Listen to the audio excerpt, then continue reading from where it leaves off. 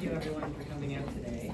I'd like to thank Trevor again for the honor song and the greeting for being on unceded Mi'kmaq territory. And I'd like to thank Debbie and Cheryl Lee for inviting me here today. It might seem a tad strange to see a man standing up here, and when Debbie first phoned me, I'll tell you, I did hesitate a little. International Women's Day, and you know, I'm a man. But of course, Debbie knows me and knows my journey and believed I had something important to say. I obviously settled on yes, because have you ever tried to say no to Debbie? I do agree with her though. I believe the experiences I've had are valuable, and that sharing those experiences with you today will hopefully help some people understand a little bit more about gender and give you a new perspective on how you walk through your own daily lives. But it also comes down to this.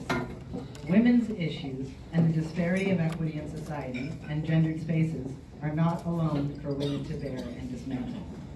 It is rightfully the work men need to bear and share in order to move forward towards a balance for better, towards being better to each other and for each other. I'm not going to.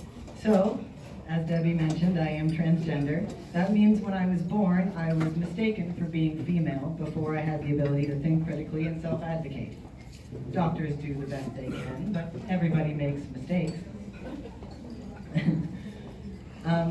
I felt my own trans status about the age of 4. I didn't really know the language to express it until about 27. So after coming to terms with my own transness, I came out to those closest to me, you know, my family, my friends, and then followed by a social media post update, because that's just the easiest way to do it.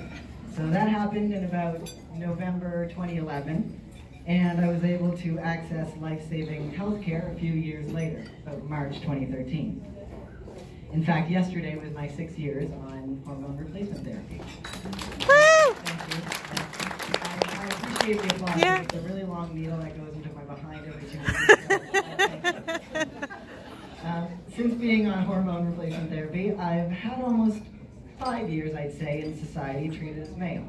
The previous 3 decades, I was treated as female. That's how I presented. And in every aspect of my life. When I was growing up, I was forced into clothing I hated. When I was young, a little bit older, I was catcalled, interrupted, talked down to, talked over, told to smile more, gone every mile I thought I had to go in order to do what I thought was expected of me, including getting married in a very fabulous wedding dress that was never really meant for me. It's really fabulous. I'm a member of the Me Too community, as I would guess almost every woman and some men in this room are too.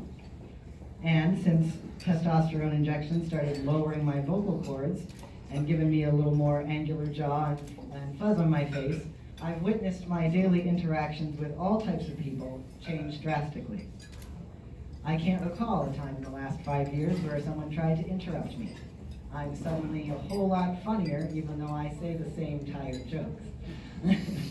I've suddenly become, you know, all much funnier.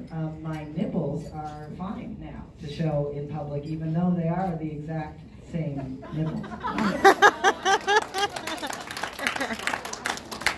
I'm assumed when people sometimes, you know, bros walk into my comic book store, they think I'm going to know everything about sports. I don't sport. Go team, you get that hoop. I grew up in the 80s and 90s in Fall River, where nearly every aspect of my life was gendered.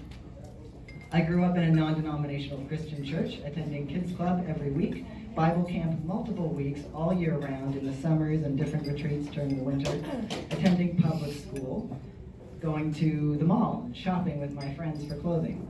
All of these spaces were gendered, all of them. Because of the conditions of my birth, I was always segregated to the girls' side of things. Games, locker rooms, cabins, choirs, clothing shopping, sleepovers, school gym time, bathrooms.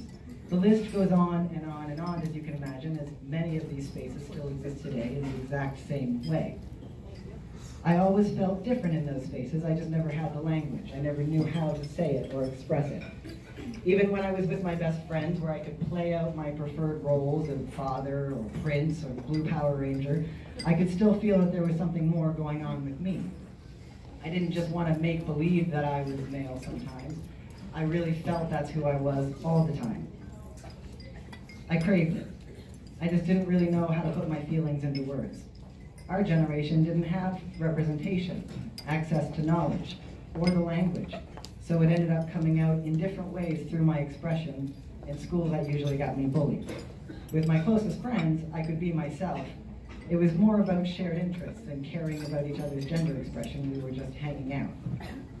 As an adult, hindsight is 20/20, and the things become so much clearer years and years later as to why you were feeling the feelings you were feeling all the way back then. I'm sure many of us here can relate to that.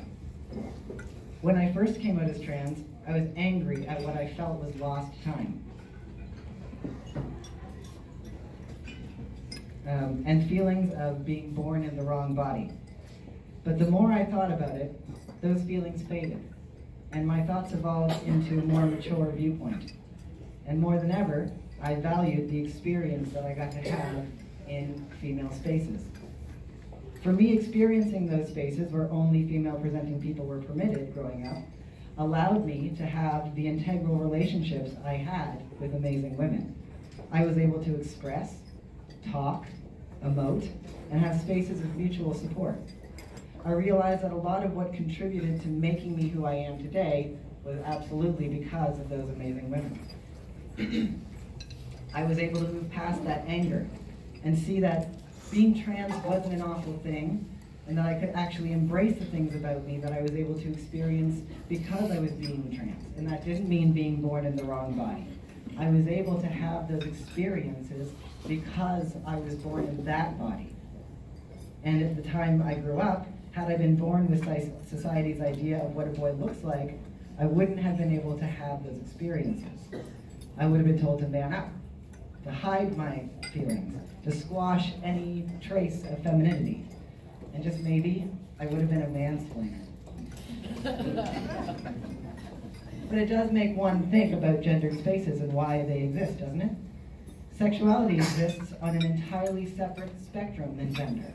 So gender separation only works for separating cisgender straight youth, completely ignoring the real-life experiences of gay, lesbian, asexual, or pansexual youth, or youth that are gender non-conforming. We start to see that the false gender binary is just that, false. And that these archaic systems ought to be rebuilt from the ground up with a more well-rounded understanding that we have today of gender and sexuality. It's about informed consent. Don't get it twisted. I was not born female. I was born male and mistaken for female at birth. There's a difference. Gender is not in your pants. We were all taught wrong. Gender is formed around the age of 4, when you get to verbalize and express what you feel. Trans men are men. Trans women are women. Full stop. If your feminism isn't intersectional, it's not feminism.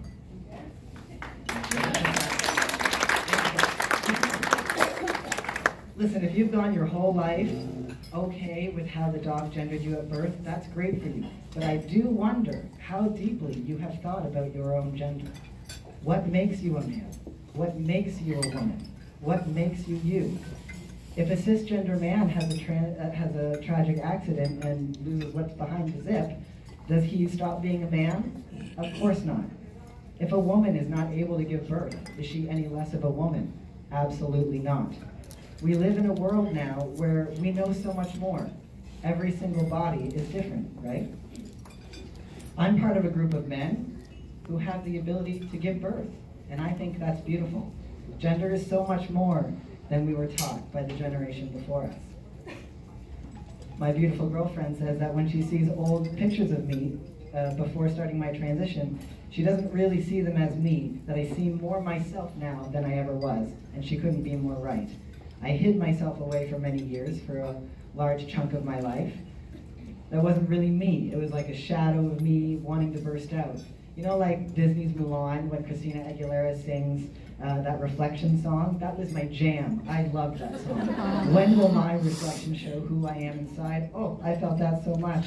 I was desperate to see that reflection of who I was inside. I would look into a mirror as a kid and long to see someone who looked more like my older brother. I didn't look anything like I was feeling at the time. Now I look in the mirror and I see me. It's a wonderful thing.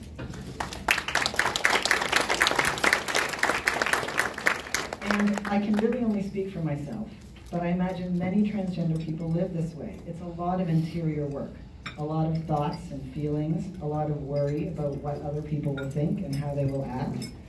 If you pay attention to social media at all, you can see it's a dangerous world out there. And not everyone is open and understanding. Will you lose people? You thought that would always be there for you? Will people abandon you? Will you be attacked? I've been pushed around in a karaoke bar bathroom before because someone didn't think I should be there.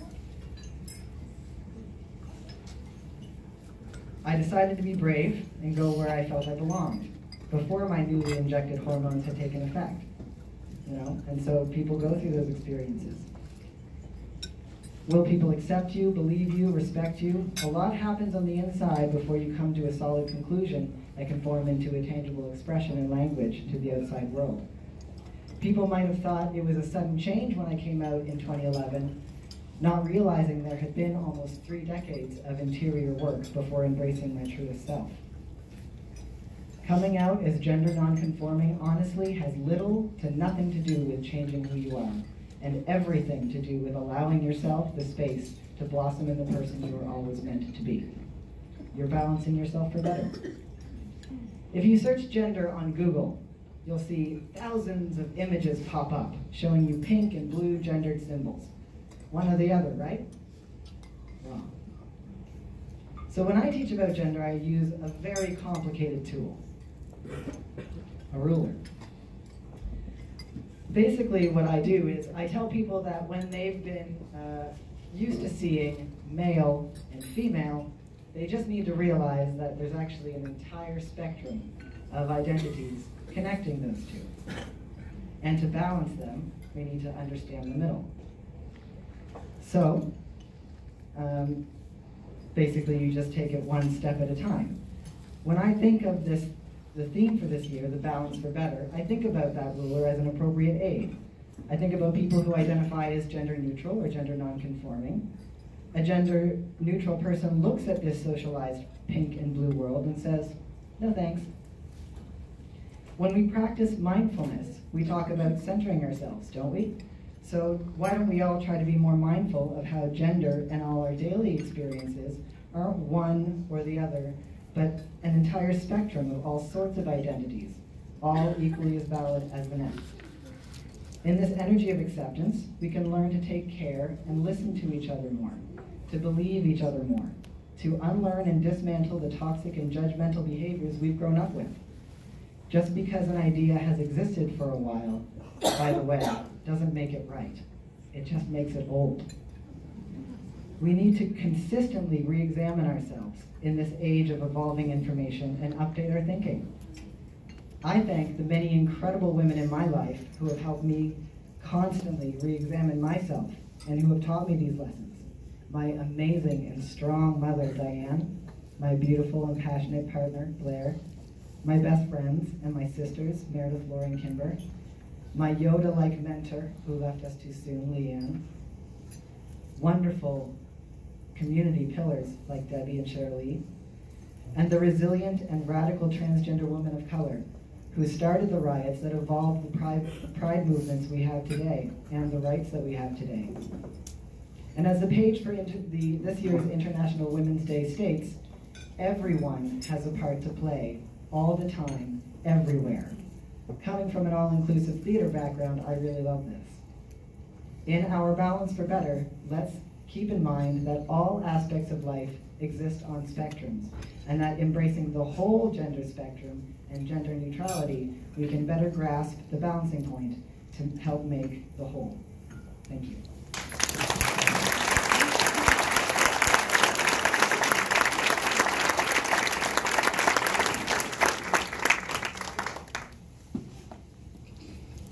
And this is why we had Jay come out today.